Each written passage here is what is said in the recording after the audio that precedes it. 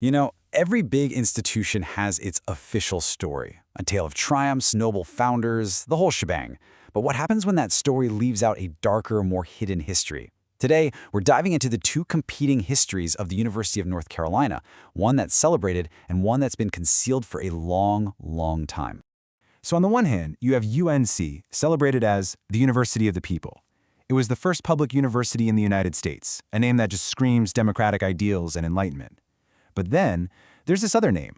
For generations of Black campus workers and people in the community, it's been known as something else, the plantation. And that stark contrast right there, well, that's really at the heart of our story. To get a handle on that official story, you've really got to start with the man they call the father of the university, William Richardson Davie. Now, the traditional narrative, the one you'll find in the old books, paints him as this larger-than-life, heroic figure from the founding generation. Listen to this quote from one of his contemporaries. It just paints such a vivid picture, doesn't it? He's described as a natural aristocrat, a leader whose very presence was impressive. This is that classic great man version of history that really defines the university's celebratory story. And his resume, man, it totally backs up that image. Graduating with honors from Princeton, serving as a delegate at the Constitutional Convention, chartering UNC itself, becoming governor of North Carolina, his life just reads like a highlight reel of the American founding.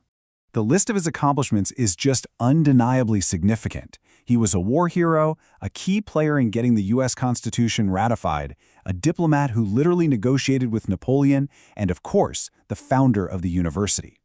This is that celebrated legacy we're talking about. And his impact wasn't just on paper, It was tangible, real. Back in 1793, it was Davie himself, in a full Masonic ceremony, who laid the cornerstone for Old East. He was literally building the university from the ground up, which really makes that title, Father of the University, feel earned. Okay, but that whole heroic story, it isn't the full picture. A more critical perspective challenges it, arguing that it's the product of something some historians call historical amnesia. And that really is the question, isn't it? Is this glowing portrait of Davie and the university's founding the whole truth?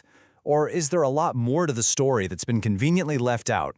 A great way to wrap your head around this comes from the work of historian John K. Chapman.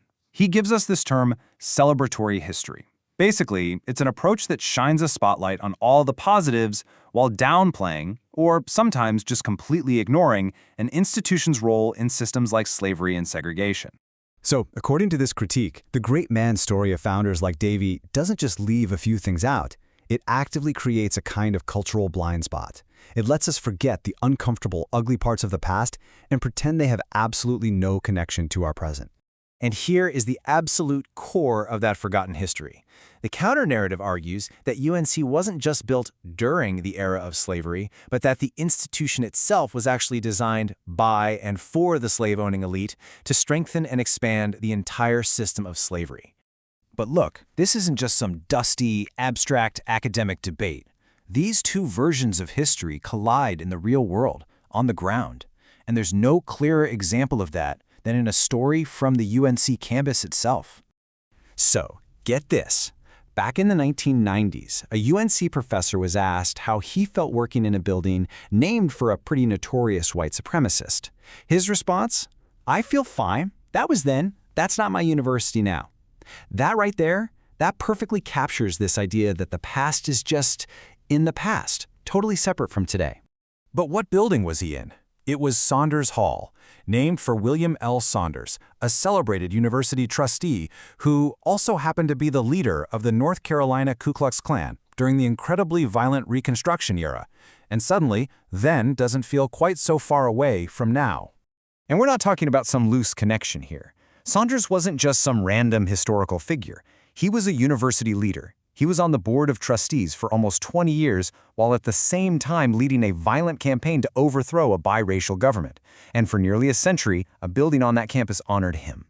All of this really brings us to the core challenge that institutions like UNC are facing right now. How in the world do you reconcile these two coexisting and deeply conflicting histories? Because these aren't just stories about the past. They are active forces. That tension between the celebrated story of a University of the People and the lived experience that led to the name The Plantation, that continues to define debates about building names, memorials, and justice on campus right now, today. The historian Michel Rolph-Trelot put it perfectly. He said, history is the fruit of power. What he means is that the story we often call history is really just the version that the people in power wanted to tell.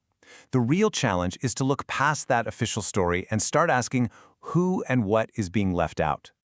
So we're left with this massive question. When a founder who created a great university was also a man who profited from and built a system on the labor of enslaved people, how do we tell that story? How do we remember that legacy? It's a question not just for UNC, but for any institution, and really for any nation trying to honestly confront its past.